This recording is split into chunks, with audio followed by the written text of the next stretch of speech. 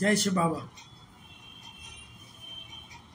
देह अवमान मनुष्य को परमात्मा से दूर कर देता है।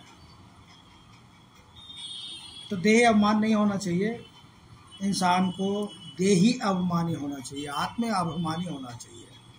हमारे भावना प्रधान देश भारत के वैष्णव और सनातन धर्म के शंकराचार्यों को आप टच नहीं कर सकते। क्यों? क्योंकि वह खुद को पवित्र समझते हैं और दूसरों को अपवित्र समझते हैं। यही उनका वह देह अवमान है जो उन्हें परमात्मा से दूर कर देता है। जबकि मैं कौन हूँ यह जानने का हक हम सभी को है, लेकिन आत्माओं के अंदर बहुत द्वंद्व चल रहा है आजकल। सृष्टि के आदि मध्य और अंत के रहस्य को जानना है। आत्मा परमात्मा दोनों ही बिंदी स्वरूप है, बिंदी स्वरूप। सतयुग में सभी आत्म अभिमानी थे। कलयुग आते आते देह अवमान में डूबते चले गए। भारतवासी अपने आदि सनातन देवी देवता धर्म भूलकर कर्म भ्रष्ट हुए पड़े हैं। आज सतयुग में परमात्मा अभिमानी नहीं होते थे, इसलिए श्रेष्ठ कर्म करने की जरूरत नहीं थी। स्वतः ही आत्म अभिमानी होते थे, कर्म भी अकर्म हो जाते थे। लेकिन अब कलयुग में देह अवमान भरा पड़ा है तो कर्म भी विकर्म हो जाते हैं। पढ़े लिखे का मान होता है, सम्मान होता है, सब तकदीर की बात है।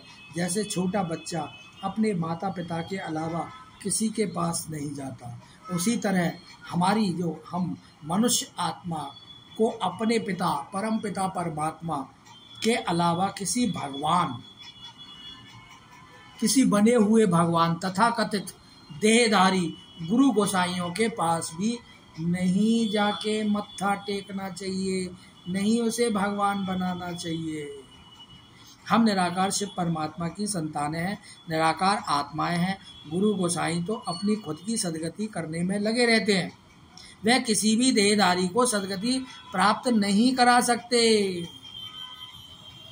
साइंस मनुष्यों का विनाश करती है, बम आदि सजाने के लिए, स्टॉक करने के लिए नहीं होते, यह एक दूसरे पर फोड़ने के लिए बनाए जाते हैं। लेकिन साइंस की शक्ति ऐसी है कि आप अगर साइलेंस की शक्ति ऐसी है कि आप साइलेंस की शक्ति से यदि उसके प्रयोग करने लगें, उसको इकट्ठा करने लगें, साइलेंस की शक्ति को अपने अंदर समाते चलें, तो वो आपको कहीं पे भी विनाश नहीं करेगी, आपका उत्थान करेगी, आपको हल्का बनाएगी, आपको पवित्र बनाएगी और आपके विकर्मों को विनाश करती चली जाएगी।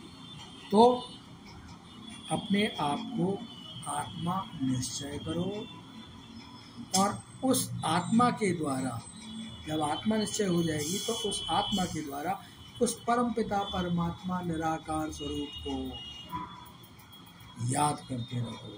जितना उसकी याद में रहोगे उतने जन्म जन्मांतरों का जो बोझ आपके सिर पर रखा हुआ है वो आपका नष्ट होता चला जाएगा, भस्म होता चला जाएगा और आप हल्के उड़ने लायक बन जाएंगे। जय शिव बाबा, जय निराकार।